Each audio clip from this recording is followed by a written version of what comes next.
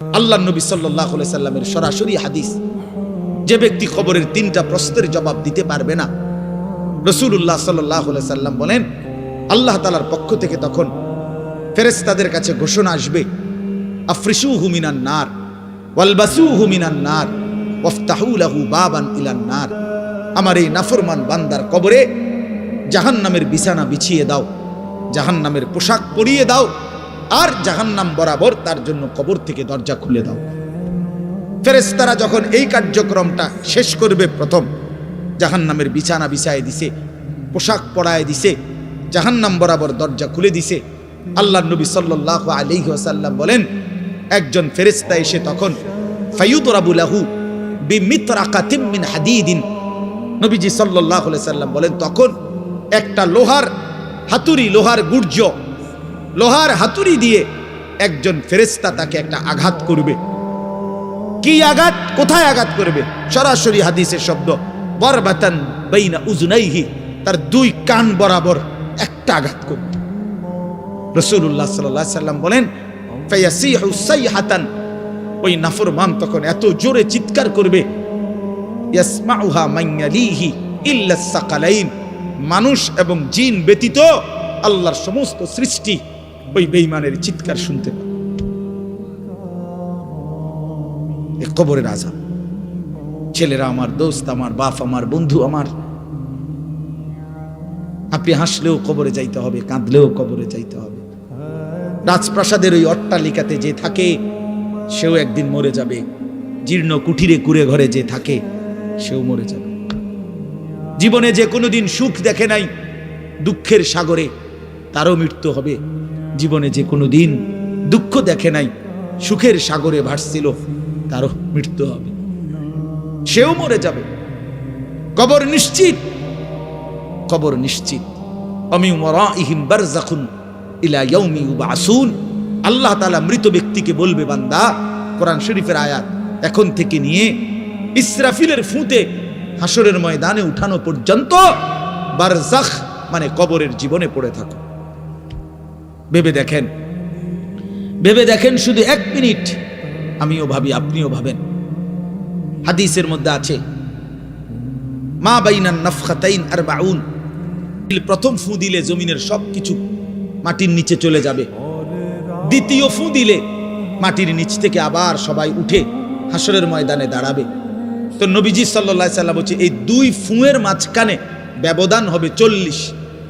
তো মুহাদ্দিসিনে কেরাম, ওলামায়ে কেরাম বলেন কেউ কেউ এই 2 ফুঁয়ের মাঝখানে ব্যবধান হতে পারে 40,000 বছর। তাহলে ধরে নেন সর্বশেষ যেই লোকটা কবরে গেছে, যদি তার কবরে আযাব হয় তাহলে তার কবরের আযাব ভোগ করতে হবে 40,000 বছর। এবার বলেন তো এখন যারা মরতেছে, এবার বলেন তো রাসূলুল্লাহ সাল্লাল্লাহু আলাইহি সাল্লামের জামানায় যারা মারা গেছে, এবার আরো পিছনে যান ইব্রাহিম আলাইহিস সালামের জামানায় যারা মারা গেছে, এবার আরো পিছনে যান নূহ আলাইহিস সালামের জামানায় যেই অবিশ্বাসী বেঈমানগুলো মারা গেছে, তারা আজকে কত বছর যাবত কবরে আযাব ভোগ করতেছে। বুঝছেননি আমার কথাটা? হ্যাঁ, কোরআন শরীফে আছে ওমান আ'রাযা আন যিকরি ফাইন্না লাহু মাঈশাতান যানকা ওয়া নাহশুরুহু ইয়াওমাল কিয়ামাতি আ'মা। আল্লাহ বলেন আমার শরণ থেকে যে মুখ ফিরায় নিল, আমার বন্দিগি, আমার ইবাদত, আমার হুকুম পালন, আমি তার জীবন করে দেব সংকীর্ণ এবং তার হাসরের ময়দানে উঠাবো অন্ধ। এই জীবন সংকীর্ণ করার একাধিক তাফসির, এর মধ্যে একটা তাফসির হলো এইটা যে আল্লাহ জীবন সংকীর্ণ করে দিবে, মানে তার কবরের মধ্যে তার কবরটাকে একেবারে সংকীর্ণ করে দিবে। আল্লাহ রসুল বলছে নাফরমানের কবর রাইখা যখন ফেরেশতা চলে যাবে, কবর ডান পাশের মাটি তারে একটা চাপ দিবে বাম দিকে, বাম দিকের মাটি এক ডান দিকে। আল্লাহর কসম ডান পাশের হাড্ডি পাঁজর ভাঙ্গা ডান দিকে বাম দিকে চলে যাবে, বাম দিকের হাড্ডি পাঁজর ভাঙ্গা।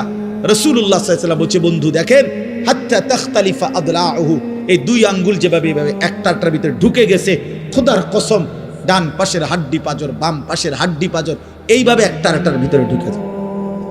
এইটার অর্থ এটা। হ্যাঁ, রাসূলুল্লাহ সাল্লাল্লাহু আলাইহি সাল্লাম একদিন হযরত বারা ইবনে আযিব রাদিয়াল্লাহু তাআলা আনহু থেকে বর্ণিত, নবীজি একদিন এক সাহাবীর জানাজা পড়তে গেছেন। জানাজা পড়তে গিয়ে খালি কবরের সামনে কিছুক্ষণ দাঁড়াইছেন। তখনও ওনারে কবরে রাখে নাই, জানাজাও পড়ায় নাই। নবীজি আগে গিয়া কবরটার সামনে দাঁড়াইছে। হযরত বারা ইবনে আযিব বলেন, আমরা নবীজির সাথে ছিলাম। আল্লাহর নবী সাল্লাল্লাহু আলাইহি সাল্লাম কবরের খালি এই কবরে দেখা অঝরে কাঁদতে শুরু করছে। আমরা সবাই সাহাবীরা নবীজির সাথে কাঁদতে শুরু করলাম। অনেকক্ষণ কাইদা নবীজি চোখের পানি মুইছা আজীব কথা বলছে নবী। রাসূলুল্লাহ সাল্লাল্লাহু আলাইহি সাল্লাম সাহাবীদেরকে লক্ষ্য করে বলছে, ইয়া ইখওয়ানি লিমিসলি হাদা ফাআইদ্দু, আমার বন্ধুরা, আমার সাথীরা, এই কবরে যাওয়ার জন্য তোমরাও রেডি হও। ফাআইদ্দু, তোমরাও প্রস্তুতি নাও। অচিরেই তুমি আমি সবাই এই কবরেই পৌঁছে যাইতে হবে। রাসূলুল্লাহ সাল্লাল্লাহু আলাইহি সাল্লাম বলছে, প্রিয় বন্ধু আমার, জওয়ান সাথী আমার, সামান্য এই কয়েকটি জওয়ানি নষ্ট না করা, কোনোভাবেই নষ্ট না করা।